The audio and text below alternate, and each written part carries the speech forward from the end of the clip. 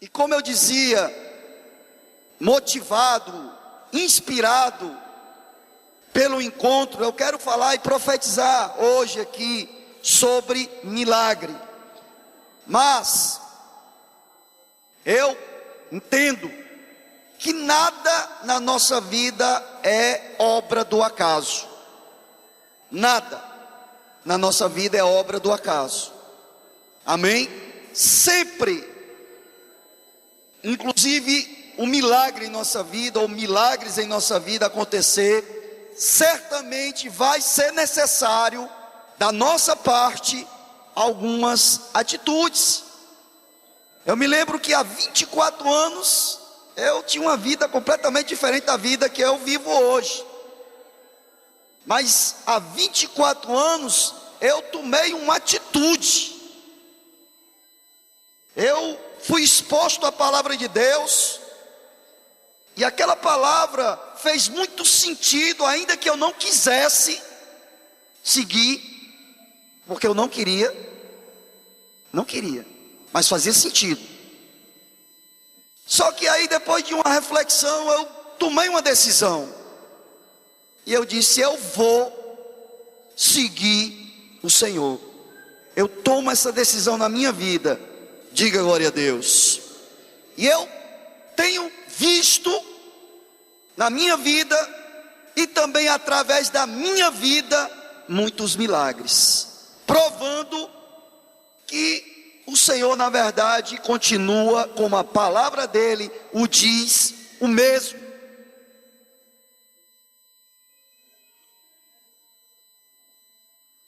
Aqui o texto, e eu quero me ater a esse texto, eu enxergo aqui coisas muito importantes para que a gente possa contemplar milagres na nossa vida. Quantos querem contemplar milagre na sua vida? Diga glória a Deus. Diga: eu creio. E a primeira coisa que eu quero destacar no versículo 46, o primeiro versículo que nós lemos, diz: ele vieram a Jericó, e saindo ele de Jericó, Jesus estava saindo, seus discípulos e uma, diga, grande multidão. Diga aí, grande multidão. Irmãos, aonde Jesus ia, sempre tinha uma multidão. É interessante, a gente observa inclusive algumas passagens que são semelhantes a essas, né? Tem uma mulher do fluxo de sangue, tinha uma grande multidão. Um homem que passaram ele por cima de uma casa, do telhado de uma casa, porque Jesus estava e havia uma grande multidão. Então a primeira coisa que eu quero sugerir para você: se diferencie da multidão. Havia uma multidão, e vírgula, o Timeu, o cego, ele era diferente, diga, era diferente. Sabe, às vezes nós temos uma tendência, né, de nos acostumarmos, inclusive, com tudo, e a gente acaba vivenciando e lidando, sabe, sem dar o devido valor. Falta muitas vezes em nós, inclusive, a devida reverência a Deus. E Ele, o Senhor, nosso Deus, o único Deus, Ele se faz presente aqui, na pessoa bendita do Espírito Santo. Diga glória a Deus. Então a pessoa que ela se difere da multidão, ela é uma pessoa certamente reverente.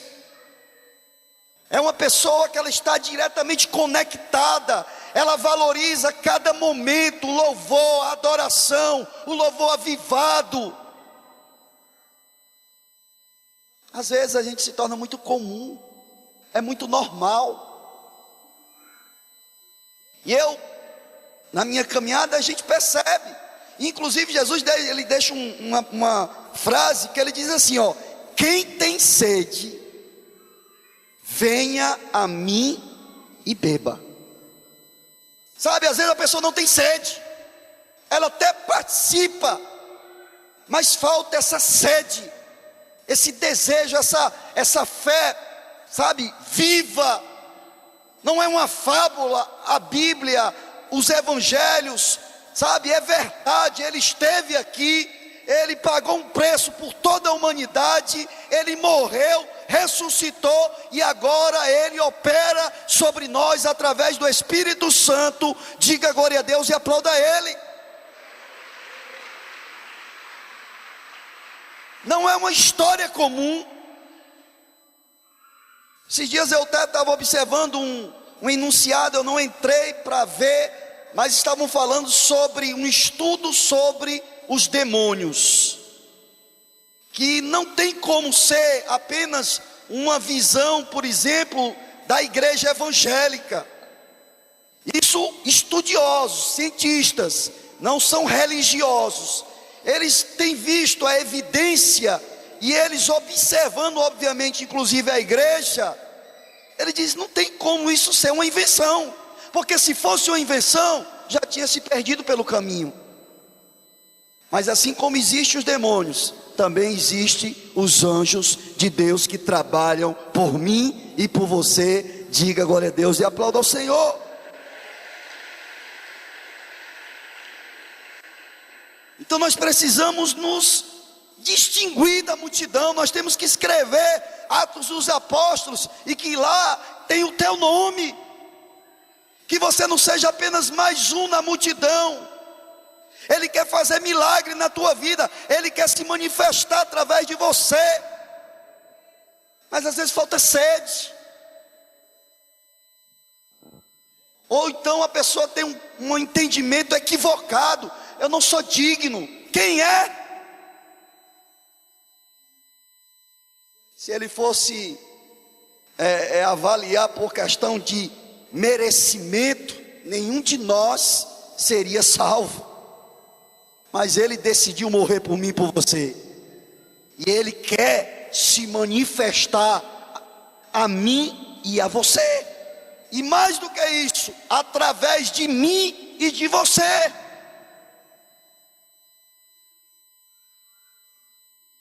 Mas para isso, primeira coisa, se distingua da multidão.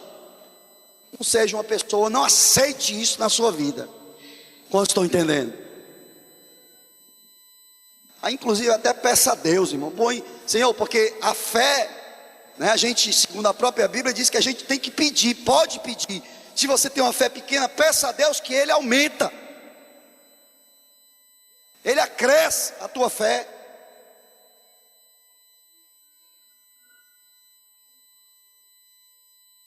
O hino que foi cantado, inclusive até diz, né, sugere o quê? Eu vou clamar até que o Senhor reina. Amém? E esse reinar é na minha vida. Diga amém. A pessoa que está aí inspirada aí por Deus escreveu isso aí, ele não está dizendo que quer reinar, né? Pode até ser que está presumindo a volta do Messias, porém, mais do que a volta dele, ele precisa primeiro reinar em mim e em você. Diga glória a Deus. A outra coisa que eu quero chamar a atenção para nós vermos milagres, apresente a Ele o seu clamor, querido.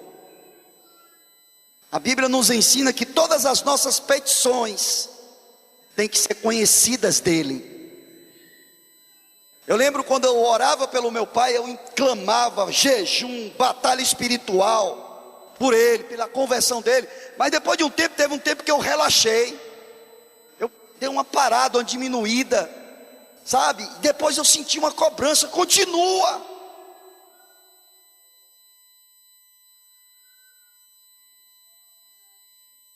Continua clamando.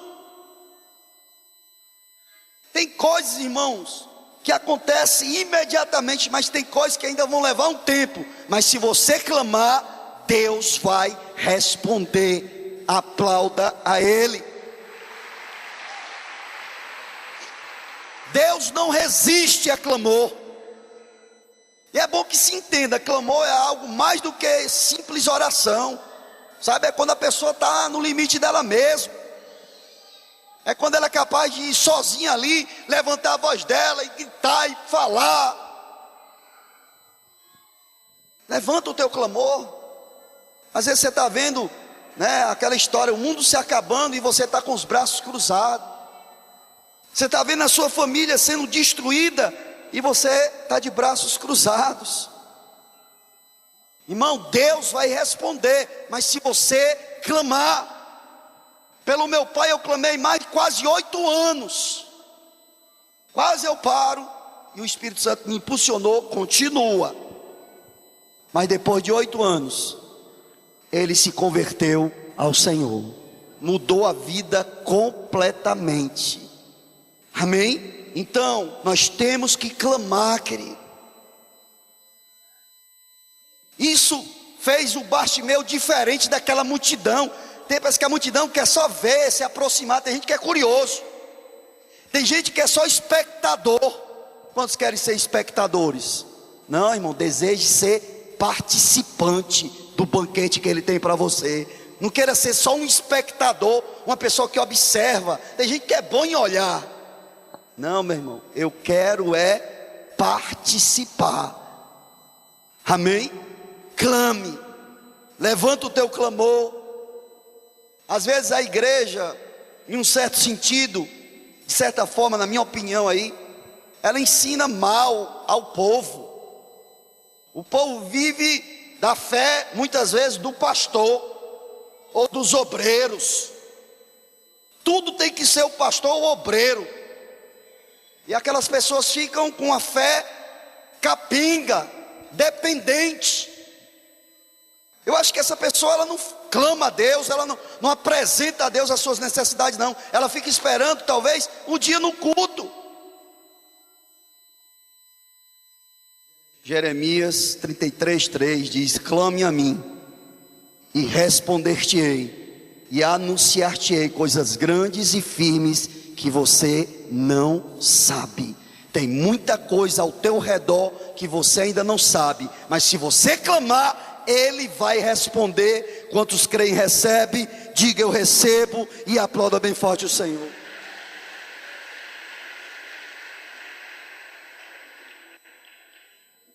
Outra coisa fundamental: não pare. Você sabia que Deus, quando pensou em você, e pensa em toda a humanidade, eu não imagino Deus projetando uma pessoa para ser um fracassado. Esse aqui, ele vai se ferrar. Esse aqui vai ser um viciado em crack, e eu quero que ele morra, né, por overdose. Não, irmão, Deus sonhou com cada um de nós. Diga glória a Deus. Sabe o que é que difere uma pessoa, um vitorioso para um fracassado? É porque o fracassado, ele para. Lutas todos nós temos, dificuldades todos nós temos, e enquanto houver vida, nós vamos ter. Bartimeu, ele teve motivos para parar. A multidão tentou limitar ele. Não adianta não. Esse texto, ele é falado em Mateus, em Lucas, né? E em outro evangelho fala exatamente isso, que a multidão diz: cala-te, cego, porque ele já foi, já não dá mais. Sabe, às vezes a gente sente isso, né? Algumas circunstâncias na nossa vida, sabe, impõem isso a nós. A gente acredita que não dá mais. Uma vez eu estava ministrando para um casal, o marido dela, uma mulher, era viciada em crack, e ela não aguentava mais. Eu dizia: não dá não. E eu, uma pessoa de fé, eu tenho que dizer: olha, não desiste, acredita. E ela acreditou. Em meio a todas as dificuldades, o cara vendendo um bujão de gás, o único que eles tinham, mas ela acreditou, lutou, e ele mudou. E hoje eles vivem bem. Outro dia eu e a pastora estávamos no shopping, e eles estavam lá no shopping, numa ótica, e não sei o que ele ia comprar. A gente não teve como conversar, porque estávamos apressados. Enfim, não pare. A pior coisa que um ser humano pode decidir para a sua vida é parar.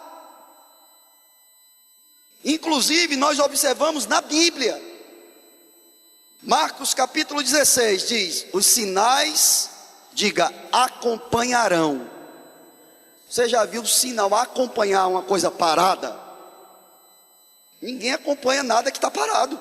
Tem que estar em ação. Amém? Ah, pastor, mas eu estou muito mal, não estou legal. Não para. A chikungunya está parando um bocado de gente, mas é temporário. Mas irmão, vamos orar, irmão, porque aqui o Planalto, eu estou preocupado, irmão. Eu nunca vi um índice, tantas pessoas com esse tipo de problema. Todo dia eu oro a Deus, livra-me desse mal, Senhor. Porque eu estou falando assim, um tom até meio brincalhão, para descontrair, mas a coisa é séria. Não, olhe para o seu vizinho e diga: não para.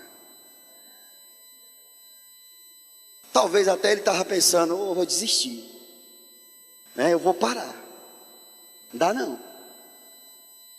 Sabe qual é a desculpa muitas vezes que a gente dá para nós mesmos? Eu já tentei de tudo. Será que você tentou tudo? Realmente você recorreu a Ele, de fato? Não pare. Amém? Toda vez que a gente idealiza coisas, irmão, projetos, inclusive pessoais, sempre vai aparecer pessoas para tentar nos desanimar, para tentar nos fazer parar. Não para. Se é algo que é valoroso, se é algo de valor, não pare, irmão. Se é algo que vale a pena, não para. O choro pode durar uma noite, mas a alegria vem ao amanhecer. Aplauda ao Senhor.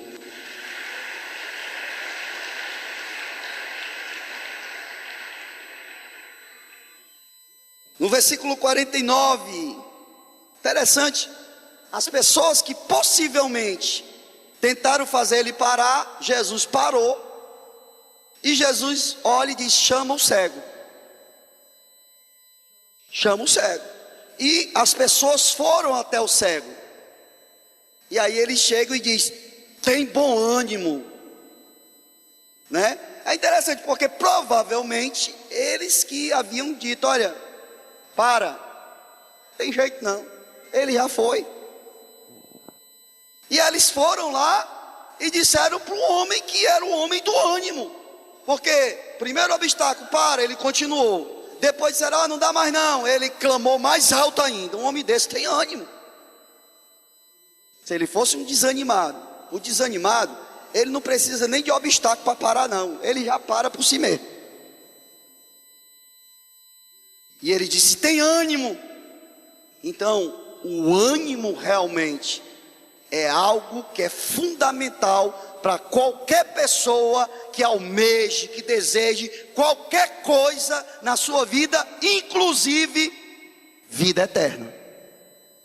Nenhum desanimado vai entrar no céu. Diga misericórdia, pastor. Não pode, irmão. Não tem como. O ânimo, ele é o ativador da alma. Uma pessoa desanimada, a alma dela ela sucumbiu a tudo.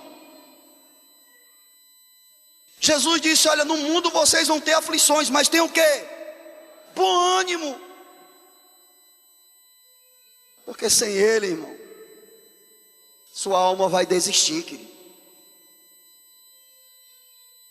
A sua alma vai falar mais alto, porque lutas virão, tempestades ainda vão se levantar.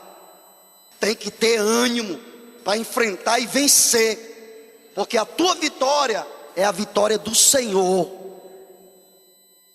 Quando você abrir a sua boca, eu estava ouvindo até lá no encontro, uma menina falando da situação que ela vivenciou na vida dela, terrível, não vou nem entrar em detalhes aqui, mas que óbvio, gera o desânimo ao ponto de pessoas entrar em depressão. Mas ela estava falando assim da situação que ela vivenciou, mas com uma forma tão forte. E ela disse: agora eu entendo, Deus permitiu que eu passasse tudo isso, porque hoje as jovens que eu pego, muitas delas passaram ou estão passando a mesma coisa que eu já passei, e eu hoje sou curada e abençoada, e eu posso testemunhar o que Deus fez na minha vida. Tem que ter ânimo. Deus nunca entrega nada de valor para um desanimado. Você pede tanta coisa e às vezes é meio desanimado. Primeiro obstáculo, não era isso mesmo não que eu queria, né? Vai buscar a Deus, aí o cão se levanta, o demônio se levanta, melhor ficar quieto. E para, e desiste. Tem que ter ânimo, irmão.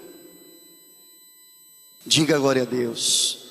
O inverso do ânimo, o contrário do ânimo, do desânimo, perdão, do desânimo, né? É o ânimo, pois é, mas eu quero dar outro. Entusiasmo. Diga comigo, entusiasmo. Para mim é o antagônico, o ânimo e o entusiasmo, né? Às vezes a pessoa é capaz de entusiasmar com coisas que outras olham assim, por que está tão motivado? Por causa disso. A pessoa entusiasmada porque passou uma situação completamente ruim na sua vida, e ainda está entusiasmado, e dizendo que ainda vai testemunhar. Tem gente que não pode passar uma coisa que se sente a pessoa mais infeliz da terra. Parece até um personagem, né, que eu conto. Acho que era das motozinhas, que eram as motozinhas quando eu era garoto, as motos que falam. Acho que alguém aqui já viu esse desenho. Aí tinha um que dizia assim: ó céu, ó vida, ó azar. Oh meu pai. Porque as coisas não deu certo. Tenha ânimo. Jesus quando disse: olha, no mundo tereis aflições, mas tenha bom ânimo, porque eu venci. Ele enfrentou o maior obstáculo. Ele enfrentou a maior barreira. Ele já enfrentou. E mais ainda, Ele agora nos deixou o Espírito dele, que se nós acreditarmos e buscarmos, Ele vai se manifestar em nós, e você vai ficar sabendo que Ele está sempre contigo. Diga glória a Deus e aplauda bem forte o Senhor.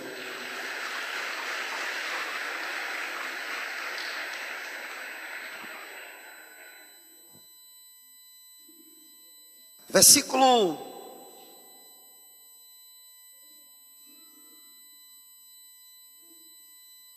50. E ele, lançando de si a sua capa.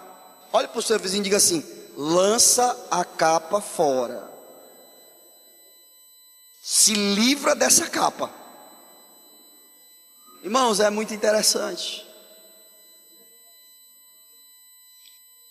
Essa capa, ela representa muita coisa na vida da pessoa. A capa do Bartimeu era como o melhor amigo dele, ou a pessoa que ele tinha mais consideração na vida, porque ninguém dava valor ao cego. O cego não tinha valor, ele era um mendigo. Então uma coisa mais importante na vida dele era a capa. Irmão, em Israel, quando faz frio, neva, abaixo de zero. Durante o dia é calor de deserto, mas à noite, frio. Então aquela capa, ele passava os momentos difíceis na vida dele. Porém, essa capa, ela representa, por exemplo, diga comigo, acomodação. Às vezes a gente está apegado a uma capa, estamos nos acomodando, sabe, aceitando, não reage, fica lá, paralisado, porque você talvez está apegado a algum tipo de capa. Nós não podemos nos acomodar jamais. A Bíblia nos ensina, inclusive, que se nós orarmos, temos que orar sem cessar.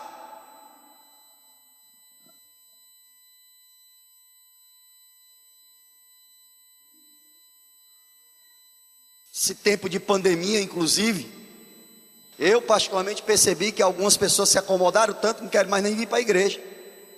Aí a gente fazia live, né? Apresentando os cultos online. E eu digo, meu irmão, vamos acabar com esse negócio de culto online. Quem quiser buscar a bênção na casa de Deus, ele tem que vir para a casa de Deus. Não pode ficar acomodado, é muito comodismo, irmão.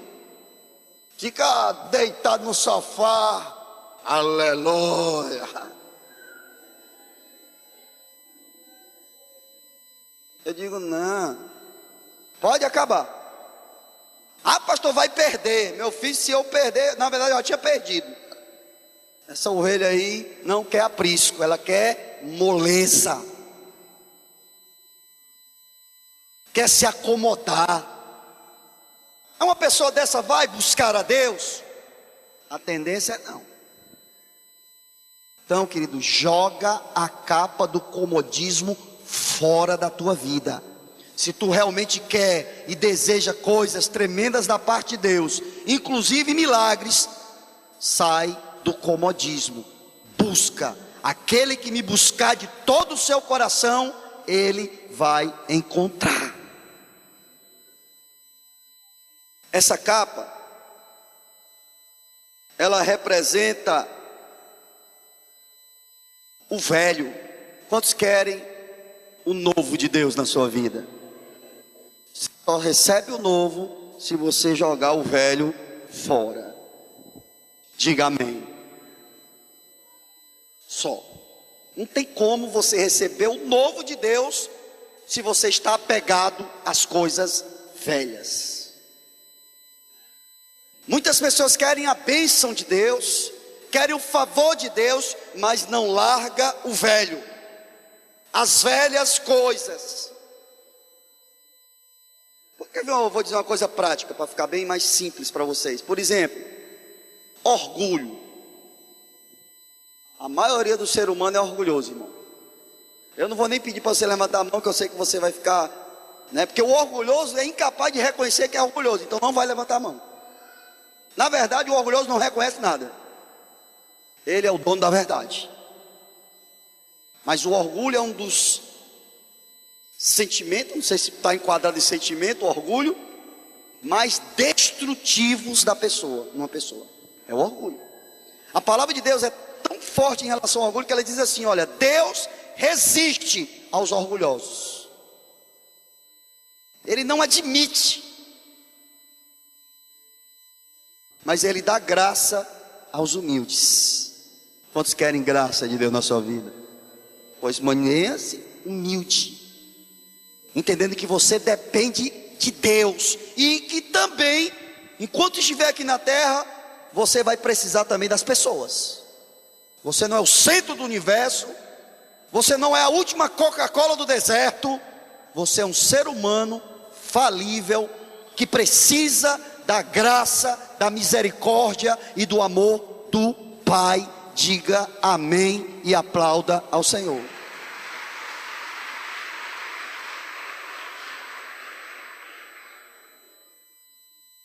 Lança o velho fora. Eu era orgulhoso demais, né? Eu vou aqui me entregar. Eu era extremamente orgulhoso. Não dobrava para nada, não baixava a cabeça para nada. Hoje, irmão, eu dou um boi para não entrar na biga e dou uma boiada para sair. Não quero, sabe? E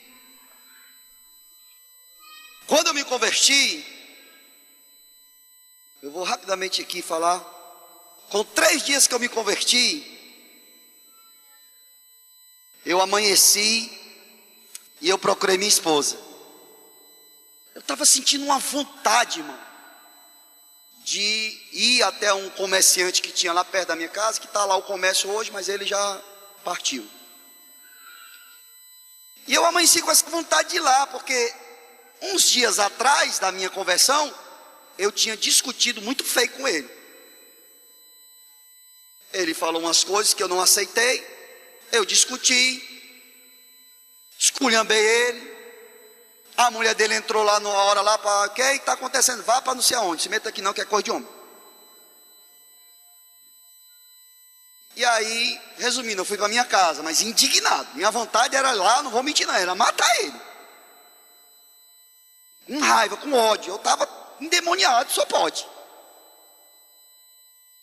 E aí eu cheguei na minha casa, falei com a minha esposa, ela, não, meu filho, deixa para lá, chorou e aquela coisa toda, amém, vamos passar. Nunca mais eu vou naquele comércio. Nunca mais. 3 dias eu me converti. Não, alguns dias eu me converti. 3 dias que eu me converti, amanheceu, aí eu cheguei para minha esposa e disse, olha, eu estou sentindo no meu coração aqui, eu não sei o que é isso. E ela, o que é? Não é uma vontade de ir lá no comércio daquele indivíduo lá e pedir perdão a ele, porque eu fui terrível lá. Ainda bem que ele era de paz, porque se não fosse ele me matava, eu matava ele. E a minha esposa olhou para mim e disse, meu filho, eu acho que você está indo com muita sede ao pote. Não, acho que não é isso não, ele que errou com a gente. Eu digo, é mesmo, graças a Deus que ela falou isso. Porque, irmão, escute o que eu vou lhe dizer. Se tem gente orgulhosa aqui, sabe, um orgulhoso dificilmente perdoa. Dificilmente. Quando não tem jeito ainda tolera. Perdoar é difícil. Agora, pedir perdão e sabendo que está com a razão, isso nem morto. Era o meu caso. Mas com 3 dias, eu falei para minha esposa, de manhã. Aí à tarde aconteceu lá uma coisa sobrenatural que eu não vou falar, por causa do tempo. O fato é que eu entendi que eu precisava ir realmente na casa do homem lá, no comércio dele, e quebrar, né, aquela barreira que foi criada entre mim e ele. E eu fui. Quando eu cheguei lá, ele até se assustou. Se eu botasse a mão aqui, irmão, coitado, acho que ele saia correndo desesperado para dentro da casa dele. E eu disse, olha meu amigo, eu vim aqui foi lhe pedir perdão, o senhor não precisa ficar assustado não. Porque agora eu sou um homem de Deus. E ele, rapaz, você agora é crente? Glória a Deus. E eu estou aqui e estou lhe pedindo perdão, me perdoe. Eu fui muito grosso com o senhor e tal. Não, não precisa não, por favor, eu vim aqui. Eu acho que ele estava com medo de me dar a mão, irmão. Não era não. E ele me, né, recebeu e tal. A mulher dele apareceu também. Eu disse, olha, eu quero que também a senhora me perdoe. Ela, não, irmão, fique em paz. Eu também sou cristã, eu sou evangélica. Então eu fico feliz porque agora você é de Deus. Eu, aleluia, que bom. E eu fui para minha casa. E quando eu cheguei na minha casa, um rapaz que morava lá na Praia do Futuro, que hoje também é pastor, ele estava na minha casa, ele tinha ido lá para falar comigo. E aí ele me encontra, eu estava chorando. Quando eu entrei, eu estava chorando. Aí ele disse, o que foi, soldado? E eu disse, expliquei tudo o que aconteceu. Ele disse, olha irmão, vamos entrar, vamos orar. Deus quer te usar muito. Eu, amém. E nós oramos num quarto lá, e eu fui batizado no Espírito Santo. Mas estou falando isso aqui porque, irmãos, eu não tenho dúvida. Se eu ainda estivesse apegado ao orgulho, se eu simplesmente não fosse, se eu não tomasse uma decisão, eu tenho convicção que eu não seria batizado no Espírito Santo. Provavelmente eu cairia da graça de Deus e eu estava um desviado, mais um, no meio da humanidade. Quantos estão entendendo? Larga a capa velha, porque Deus quer te dar o novo. Quantos entendem e recebem, diga eu recebo e aplauda bem forte o Senhor.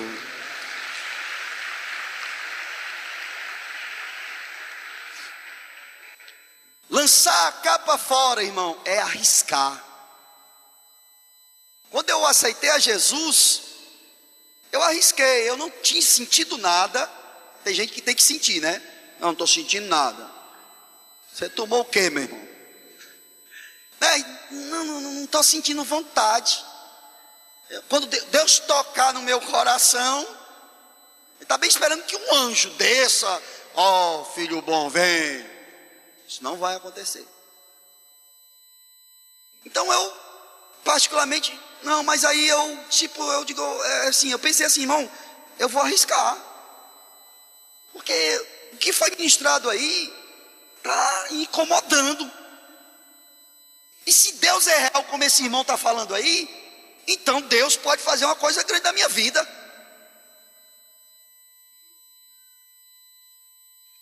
E eu arrisquei. Às vezes a gente não se converte com medo de arriscar, irmão. E se as coisas não derem certo? E se eu pecar? E se eu cair? Vale a pena arriscar. Dê a oportunidade a Deus, porque Ele vai se revelar de uma forma poderosa para a sua vida, e você nunca mais será a mesma pessoa. Quem crê e recebe, diga eu recebo, e aplauda bem forte o Senhor.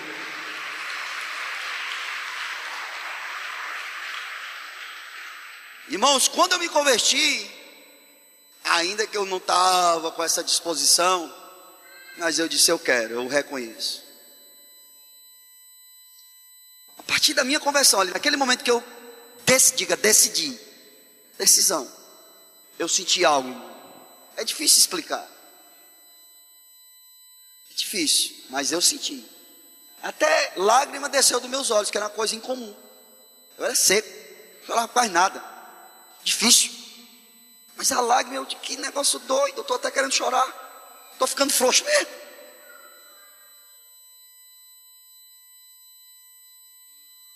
Fiquei até 1h da manhã conversando com o rapaz que me evangelizou, irmão. Eu digo, rapaz, se eu vou entrar nesse negócio aí, eu tenho que conhecer tudo. Tenho que saber de tudo. E o cara, meu filho, mas não tem como em uma noite eu passar tudo para você, não. Eu digo, pelo menos para até 1h da manhã eu tenho que ficar aqui. Não mandei você evangelizar, eu não. 6h30 da manhã eu acordei todo mundo, vamos para a escola bíblica. Eu tenho que aprender. Quem não quiser fica, mas eu vou. E eu fui. Minha esposa foi também. Tu não foi não? Ixi, menti. Ah, ela não foi não. Eu pensei que ela tinha ido. Bem, mas eu fui. Eu fui. À noite eu disse, olha, eu vou para o culto. Quem quiser ir, embora. Mas eu vou. Tu foi. Para o culto ela foi. Você está achando aqui quente? Quente era a igreja lá no Mucuripe, meu irmão. Pelo amor de Deus, irmão. Mas ali, meu irmão, eu estava ali, sabe, me diferenciei daquela multidão. Eu quero é Deus.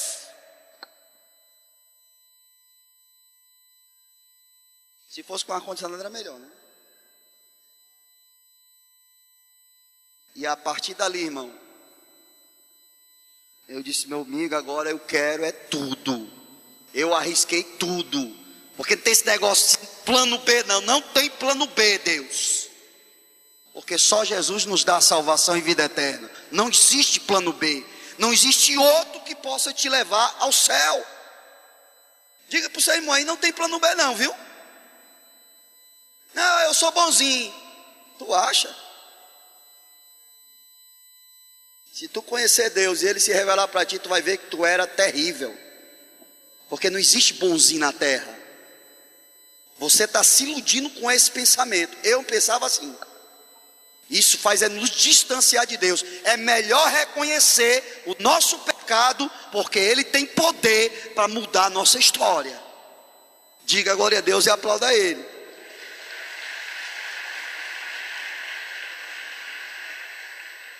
Vai escondendo debaixo do tapete, porque uma hora a conta chega. É melhor jogar essa capa fora. E Ele vai te dar algo novo. Completamente novo. Amém? E Ele quer mudar a nossa história. Se Ele não poupou nem o próprio Filho dEle por amor a mim e a você, certamente Ele nos dará todas as coisas com Cristo. Diga glória a Deus.